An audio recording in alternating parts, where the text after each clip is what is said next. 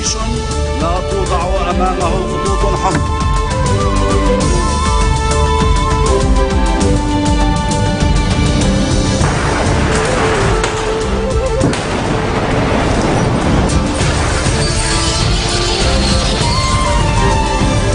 Bonjour à tous et merci de nous rejoindre sur Futur TV pour cette nouvelle édition de la rédaction. Voici les titres de ce journal. Le Parlement réuni place de l'Étoile après une longue absence. Plus de 70 clauses sont à l'ordre du jour. Les députés adoptent sans modification le projet de loi contre la violence domestique. Le plan sécuritaire en marche à Tripoli, l'armée libanaise appuyée par des hélicoptères s'est déployée en force à l'aube. Objectif, mettre un terme à la violence qui ravage la capitale du Liban Nord. Le mouvement des journaliers de l'électricité du Liban se radicalise, face à face tendu avec les forces de sécurité pour les empêcher d'accéder au Parlement où leur sort doit être scellé cet après-midi. Et à suivre également dans ce journal, Manuel Valls s'installe à Matignon après la démission de Jean-Marc Ayrault. Le nouveau Premier ministre français consulte pour composer un gouvernement resserré d'une quinzaine de ministres.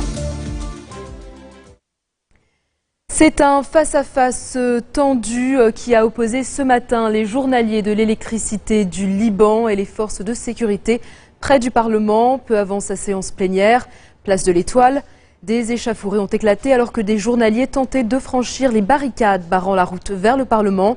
Ils ont menacé d'investir l'hémicycle si leurs revendications n'étaient pas respectées. Plusieurs d'entre eux ont été arrêtés.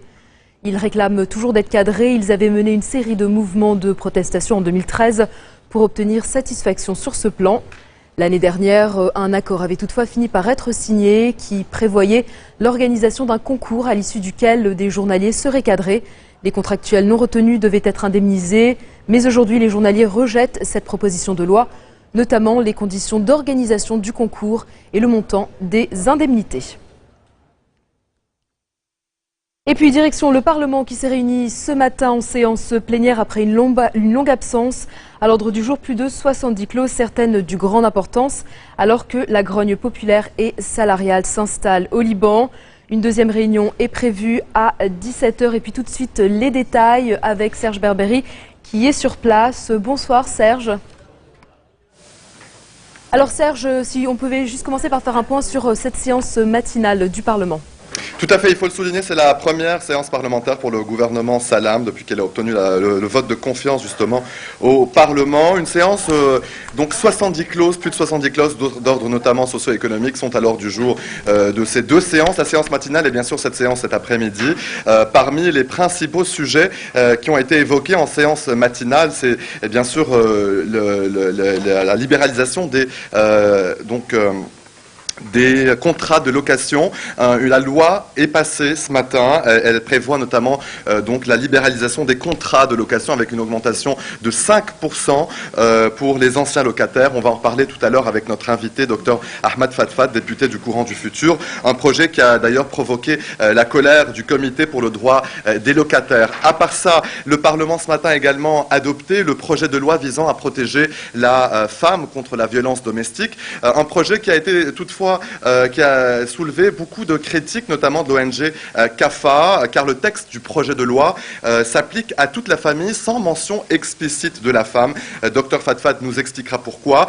Pour CAFA également, cette décision porte et cette nouvelle loi donne une légitimité au viol, puisqu'elle ne sanctionne que donc les coups et les blessures portées lors de relations sexuelles. Alors je vous disais, notre invité, Dr Fatfat, député du Courant du Futur, bonsoir. Dr Fatfat. Bonjour. Alors peut-être tout d'abord commenter ce qui fait aujourd'hui, en tout cas la une, c'est bien sûr ce projet de loi qui a été adopté relatif aux anciens loyers. Pouvez-vous nous expliquer dans des termes plus concrets ce que cela veut dire? D'abord, ce qui est important aujourd'hui, c'est une première séance législative depuis pratiquement 2 ans, une véritable séance très longue. En principe, il y a 70 lois et projets de loi qui sont à l'ordre du jour. La loi sur les anciens loyers est très importante parce qu'elle concerne les loyers contractés avant 1992. Donc c'est des loyers actuellement qui sont sous l'ancien régime ou sous l'ancienne loi. Et actuellement, il n'y a pas de loi. Il n'y a pas de loi du tout. Ça veut dire que actuellement, les locataires et les propriétaires ne savent faire référence à aucune loi. La loi actuelle, oui, comme vous le disiez au début, n'a pas satisfait tout le monde, les locataires et les propriétaires. Tout le monde est mécontent. C'est un face-à-face un peu Non, ce n'est pas face-à-face. En fait, il y a des deux côtés, il y a des points de vue qui sont un peu opposés, mais qui n'ont pas été satisfaits du côté législatif, ce qui veut dire que cette loi est vraiment juste. Parce qu'elle ne satisfait personne, mais en même temps, elle tient compte de la façon de résoudre ce problème. À votre avis, quelles conséquences pour les foyers à moyen revenu? Oui. Donc, il n'y a pas de grosses conséquences, parce que ça va s'étaler sur 12 ans, pratiquement, avec une ascension progressive des loyers après 3 ans, et avec 3 dernières années aussi potentielles, et il y aura une caisse financée par l'État qui fera aider les plus démunis pour payer leur loyer et aussi pour essayer de trouver une certaine somme d'argent en contrepartie pour ceux qui doivent quitter le loyer et trouver un autre logement. Mais il ne s'agit que d'une première loi, parce qu'il y a d'autres lois qui vont se mettre, qui vont être mises sur le champ maintenant, c'est surtout relative aux prêts consentis par les banques et surtout au système de payer son logement via le loyer. Il y a un terme que je ne connais pas sur le plan légal. Donc où le loyer sera augmenté de 10 ou 15%, mais au bout de 20 ou de 25 ans, le locataire devient propriétaire. Donc il y a pas mal de lois qui sont sur le terrain de travail du Parlement. Je trouve que c'est une loi historique. Je sais que ça ne satisfait personne. Aujourd'hui, les locataires ils sont mécontents. Est-ce une victoire aussi peut-être un peu pour ces locataires, pour les propriétaires de ces logements? Non, pas du tout, parce que les propriétaires sont aussi mécontents. Et ils n'ont pas du tout apprécié le délai de 12 ans, ils n'ont pas du tout apprécié l'ascension progressive des loyers. Oui. Mais il fallait trouver une solution entre les deux qui ne satisfait pas tout le monde, mais qui est en fait une solution juste et équitable et financée en bonne partie par l'État. L'autre temps fort aujourd'hui de cette séance matinale, c'était bien sûr la loi relative à la violence domestique qui est désormais punie par la loi, mais plusieurs ONG, dont CAFA, ont leur remarque. Personnellement, en tant que député du Courant du Futur, êtes-vous satisfait de la version de la loi? Je crois que la version actuelle ne peut pas être jugée immédiatement. Il faut la mettre en application et la juger par la suite. C'est à la suite de l'application pour voir s'il y a des défauts quelconques.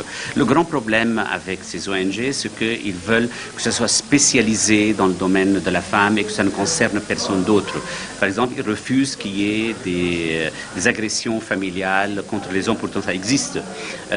Donc sur ce plan-là, je crois que c'est une loi qui est juste, qui concerne tous les membres de la famille, les enfants, qu'ils soient des garçons ou filles, les femmes et les hommes, ça concerne tout le monde, mais ça concerne à 95% les femmes par priorité. Bien sûr, il y a la question du viol conjugal, parce qu'il n'y a pas une majorité qui s'est... Pourquoi, à votre avis, le viol demeure impuni en 2014 au Liban? Pas le viol conjugal. Le viol conjugal, parce que c'est une conception philosophique de pas mal de députés. Est-ce que vous pensez que la religion ou l'influence... Non, ce n'est pas question de religion, parce que dans toutes les religions, le viol est puni et refusé. Vous savez, bon, mais c'est la conception sociale de la religion et pas la religion elle-même. Je crois que nous avons fait un pas en avant, ce n'est pas un pas suffisant. Il nous reste 30 secondes, je m'excuse de vous interrompre, juste pour évoquer rapidement l'affaire des journaliers de l'électricité du Liban. Le dossier a été évoqué ce matin, il va être repris cet après-midi dans la séance donc, qui va suivre dans quelques minutes. Est-ce qu'à votre avis, il y aura une solution? En principe, il y a un sous-comité qui prépare une solution. J'espère qu'ils vont arriver à quelque chose d'ici peu de temps. Sinon, on va rentrer dans un gros problème de dissension entre les fractions qui mènent le jeu sur le plan politique, tant sur le plan social. C'est un gros problème. Ahmad Fatfat, député du Courant du Futur, merci pour votre intervention. On va vous laisser rejoindre vos collègues pour la séance donc, du Parlement qui va reprendre dans les toutes prochaines minutes ici, place de l'Étoile à Beyrouth. C'est à vous, Nour. Merci Serge. Serge, en direct depuis le Parlement. L'armée libanaise et les forces de sécurité engagées depuis ce matin dans un vaste plan pour établir la sécurité à Tripoli. Elles ont procédé à l'arrestation de dizaines de personnes recherchées pour leur implication présumée dans les violences qui ensanglantent la capitale du Liban Nord. L'armée libanaise s'était déployée en force à l'aube dans le cadre de ce plan qui vise à mettre un terme à la violence dans la grande ville portuaire. Des hélicoptères survolent la région, des barrages ont été érigés et des patrouilles lancées sur plusieurs axes, notamment dans les régions de Kobbé et le quartier de Jabal Mohsen. L'armée doit faire de même dans le quartier de Bab et Tebéné dès demain. Les violences entre ces deux quartiers rivaux ont coûté la vie à des dizaines de civils. L'armée a perquisitionné le domicile du secrétaire général du Parti arabe démocratique, Rifat Eid, et son frère Ali. Aucune trace des deux hommes cependant. Plus de 1400 agents des FSI participent avec l'armée à ce plan de sécurité. Dans un instant, deuxième entretien entre John Kerry et Benjamin Netanyahou en moins de 12 heures. À tout de suite.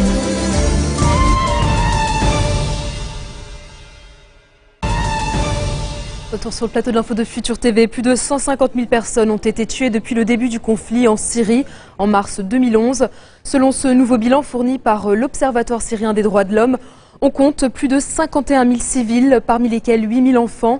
Selon l'OSDH, les violences ont tué plus de 27 000 combattants de l'opposition, dont des islamistes. En face, 58 000 membres des forces du régime ont trouvé la mort, dont 35 000 soldats et 360 combattants du Hezbollah.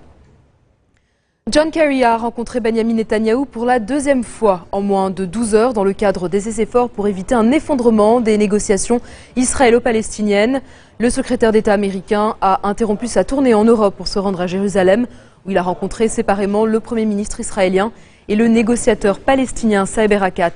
Après son nouvel entretien dans la matinée avec Benjamin Netanyahou, John Kerry est reparti vers l'Europe, où il doit assister aujourd'hui et demain à une réunion ministérielle de l'OTAN consacrée à l'Ukraine et à l'Afghanistan. Un responsable palestinien a indiqué que John Kerry pourrait revenir mercredi soir au Proche-Orient pour y rencontrer le président palestinien Mahmoud Abbas. Relancées en juillet sous les auspices de Washington, les négociations directes entre Israéliens et Palestiniens sont au bord de la rupture. Manuel Valls quitte la place Beauvau pour s'installer à Matignon après la débâcle des socialistes aux élections municipales en France. Le ministre de l'Intérieur a été nommé hier soir par François Hollande. Les consultations ont commencé en vue de la composition du nouveau gouvernement. Un gouvernement restreint d'une quinzaine de ministres selon les sources. Mais le choix de Manuel Valls fait grincer des dents, notamment chez les écologistes du gouvernement sortant. Certains ministres ont d'ores et déjà prévenu qu'ils ne participeront pas à ce nouveau cabinet, estimant que le futur Premier ministre n'est pas la réponse adéquate aux problèmes des Français. Si le sort de certains ministères importants, comme les affaires étrangères où Laurent Fabius devrait rester, semble réglé, d'autres, comme l'économie et la justice, font l'objet d'intenses discussions. Jean-Yves Le Drian est pressenti à l'intérieur et serait donc remplacé à la défense. Exit donc Jean-Marc Ayrault, à qui François Hollande a rendu hommage après avoir évoqué le vote des Français lors d'une allocution télévisée. Il est temps néanmoins d'ouvrir aujourd'hui une nouvelle étape. Et j'ai donc confié à Manuel Valls la mission de conduire le gouvernement de la France. Il en a des qualités. Ce sera une équipe resserrée, cohérente et soudée. Comment dire? Un gouvernement de combat. À l'occasion des dernières élections municipales, en votant ou en vous abstenant, vous avez exprimé votre mécontentement et votre déception. Et je suis venu ici vous dire que j'ai entendu votre message, parce qu'il est clair. Le gouvernement aura aussi à convaincre l'Europe que cette contribution de la France à la compétitivité, à la croissance, doit être prise en compte dans le respect de nos engagements. Car ma conviction est faite, renforcer l'économie française, c'est la meilleure façon de réorienter l'Europe. C'est l'aile droite de la gauche, donc je pense qu'il est positionné au centre et que j'espère qu'il va rassembler un maximum d'électeurs, quoi. Enfin, voilà, que ce sera un meilleur compromis. Bah, je pense que ça ne changera pas grand-chose, honnêtement. Effectivement, c'est l'aile droite de la gauche. Je ne pense pas que ce soit le message que les électeurs de gauche ont envoyé à Hollande, clairement. Pour eux, ils voulaient clairement avoir un retour vers la gauche de la gauche. Mais tout le monde sait maintenant, à mon avis, que les politiques de gauche, ça me paraît difficile dans le contexte actuel et c'est vraiment quasiment impossible techniquement. Moi je pense que c'est très bien, hein, que ça va remettre un peu la gauche dans la droite ligne de l'économie et puis des vrais problèmes de la France, c'est pas de l'idéologie. Hein. C'est la fin de ce journal, tout de suite le rappel des titres qui ont marqué l'actualité de cette journée. Le Parlement réuni place de l'Étoile après une longue absence. Plus de 70 clauses sont à l'ordre du jour. Les députés adoptent sans modification le projet de loi contre la violence domestique. Le plan sécuritaire en marche à Tripoli. L'armée libanaise, appuyée par des hélicoptères, s'est déployée en force à l'aube. Objectif, mettre un terme à la violence qui ravage la capitale du Liban Nord. Le mouvement des journaliers de l'électricité du Liban se radicalise, face à face tendu avec les forces de sécurité pour les empêcher d'accéder au Parlement où leur sort doit être scellé cet après-midi. Et puis Manuel Valls s'installe à Matignon après la démission de Jean-Marc Ayrault. Le nouveau Premier ministre français consulte pour composer un gouvernement resserré d'une quinzaine de ministres. Merci de votre attention. Retrouvez-nous tous les jours à 16h40 heure de Beyrouth. Vous pouvez également nous suivre en ligne sur notre site web ou en téléchargeant notre application mobile. Excellente soirée à toutes et à tous. جيش لا توضع أمامه خطوط حمر